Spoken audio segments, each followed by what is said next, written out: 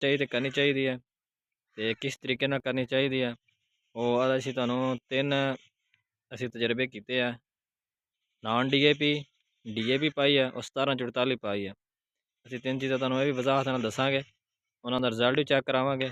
ਇੱਕ ਭਾਈ ਦੇ ਬਿਸਮਿਲ੍ਲਾਹ ਰਹਿਮਾਨ ਰਹੀਮ। अस्सलाम वालेकुम ਮੇਰੇ तमाम ਦੋਸਤਾਂ ਭਰਾ ਨੂੰ ਉਸਮਾਨੀਆ ਜ਼ਰੀ ਫਾਰਮ ਦੇ ਖੁਸ਼ ਆਮਦੀਦ।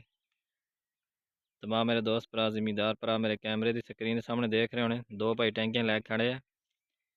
ਅੱਜ ਕਣਕ ਦੀ ਸਪਰੇਅ ਗੰਦ ਲਈ ਸੀ ਸ਼ੁਰੂ ਕੀਤੀ ਹੈ ਤੇ ਮੌਸਮ ਚੰਦ ਦਿਨਾਂ ਤੋਂ ਸਾਫ਼ ਸੀ। ਧੁੱਪ ਨਿਕਲ ਆਉਂਦੀ ਹੈ, ਪਹਿਲੇ ਤਾਂ ਧੁੰਦ ਹੁੰਦੀ ਹੈ, ਬਾਅਦ ਵਿੱਚ ਧੁੱਪ ਨਿਕਲਣੀ ਸ਼ੁਰੂ ਹੋ ਜਾਂਦੀ ਹੈ।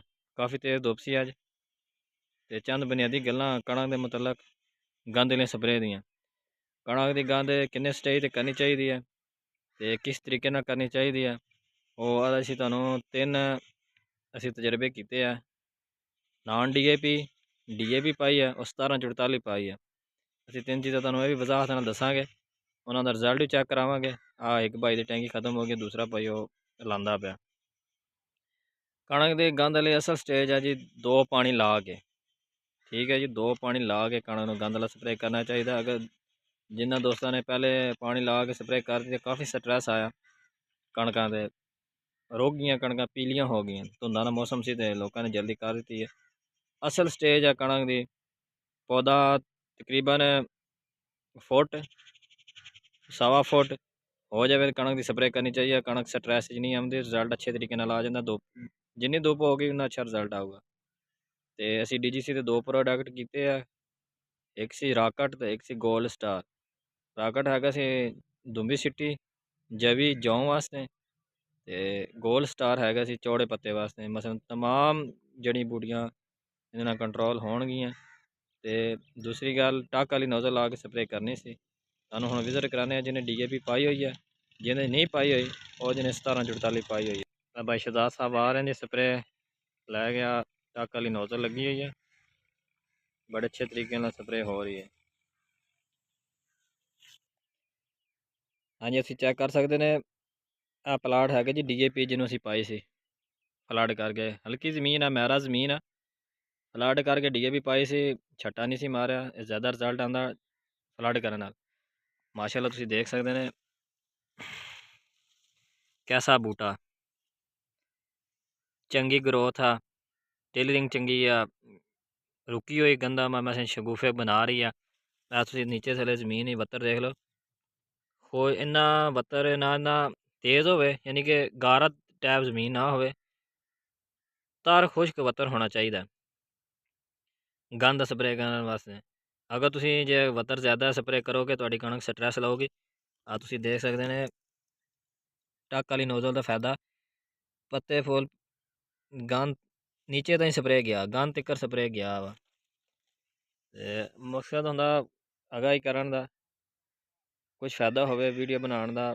ਕੁਝ ਸਟੇਜਾਂ ਹੁੰਦੀਆਂ, ਕੋਈ ਲੋਕ ਸਾਨੂੰ ਕਮੈਂਟ ਕਰਦੇ ਜਿਸ ਵੀ ਖਰਚਾ ਬਹੁਤ ਜ਼ਿਆਦਾ ਦੱਸਦੇ ਨੇ। ਖਰਚਾ ਨਹੀਂ ਕਰਾਂਗੇ ਤੇ ਫਸਲ ਨਹੀਂ ਹੋਣੀ। ਤੁਹਾਨੂੰ ਅਸੀਂ ਫਸਲ ਚੈੱਕ ਕਰਨਾ ਬਗੈਰ ਖਰਚੇ ਤੋਂ, ਜਿਹਨੇ DAP ਨਹੀਂ ਸੀ ਪਾਈ, ਇਕੱਲੀ ਯੂਰੀਆ ਪਾਈ ਹੈ, ਤੁਹਾਨੂੰ ਫਸਲ ਉਹ ਵੀ ਚੈੱਕ ਕਰਾ ਦਿੰਦੇ ਹਾਂ।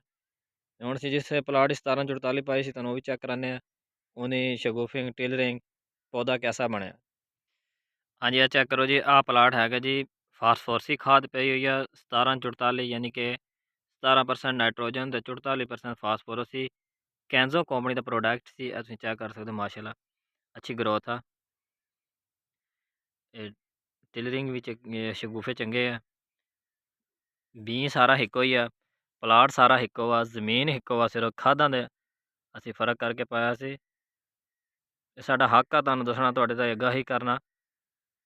ਜਿਹੜਾ ਦੂਸਰਾ ਜ਼ਰਾਤ ਪੇਸ਼ਾ ਵੀ ਆ, ਕਾਰੋਬਾਰ ਵੀ ਆ ਤੇ ਇਬਾਦਤ ਵੀ ਆ, ਹੱਕ ਹਲਾਲ ਦੀ ਰੋਜ਼ੀ ਆ। ਅਗਰ ਖੁਦ ਜ਼ਿਮੀਂਦਾਰ ਭਰਾ ਮਸਲਨ ਕੋਈ ਬੰਦਾ ਇਹਨੇ ਹੇਰਾ ਫੇਰੀ ਕਰਕੇ ਨਾ ਕਰੇ ਤੇ ਹਲਾਲ ਆ। ਹਾਂਜੀ, ਅਸੀਂ ਚੈੱਕ ਕਰ ਸਕਦੇ ਨੇ, ਇਹ ਬਗੈਰ DAP ਤੋਂ ਆ, ਬਗੈਰ ਕਿਸੇ ਕੋਈ ਖਾਦ ਫਾਸਫੋਰਸ ਨਹੀਂ ਪਈ ਹੋਈ, ਇਕੱਲੀ ਯੂਰੀਆ ਪਈ ਹੋਈ। ਅਸੀਂ ਰੰਗਤ ਦੇਖ ਸਕਦੇ ਕਣਕ ਦੀ ਪੀਲੀ ਆ, ਕੋਈ ਸ਼ਗੂਫੇ ਨਹੀਂ ਹੈਗੇ, ਕੋਈ ਟਿਲਰ ਨਹੀਂ ਹੈਗੇ, ਜਿੱਦਾਂ ਸਿੰਗਲ ਤੀਲ ਤਰ੍ਹਾਂ ਹੈਗੀ ਆ ਪੀਲੀ ਜ਼ਰਦ ਨਮਾ। ਇਹ ਤੁਸੀਂ ਦੇਖ ਲਓ, ਇਹਨ ਸਾਰੇ ਤੇ ਆਈ ਹੋਈ ਹੈ, ਸਿੰਗਲ ਆ, ਸਿੰਗਲ ਸ਼ਾਖ ਤਰ੍ਹਾਂ। ਇੱਕੋ ਪਲਾਟ ਆ, ਇੱਕੋ ਤਰ੍ਹਾਂ ਦੀ ਜ਼ਮੀਨ ਆ, ਸੇਮ ਬੀ ਆ। ਹਾਲਾਂਕਿ ਇਹਦੀ ਬਜਾਈ ਸਾਡੀ ਕਣਕ ਨਾਲੋਂ 10 ਦਿਨ ਪਹਿਲੇ ਆ, ਚੈੱਕ ਕਰ ਸਕਦੇ ਨੇ ਤੁਸੀਂ ਪਲਾਟ। ਤੇ ਤੁਹਾਨੂੰ ਆ ਦੇਖੋ ਜੀ, ਆ ਹੈਗਾ ਜੀ ਬਗੈਰ ਡੀਏਪੀ ਤੋਂ। ਇਹ ਹੈਗਾ ਜੀ ਪਲਾਟ ਦੂਸਰਾ ਛੋਟਾ, ਜਿਹਨੇ ਚ ਫਾਸਫੋਰਸ ਦੀ ਖਾਦ ਪਾਈ ਹੋਈ ਹੈ। ਉਹ ਅੱਗੇ ਡੀਏਪੀ ਵਾਲਾ ਪਲਾਟ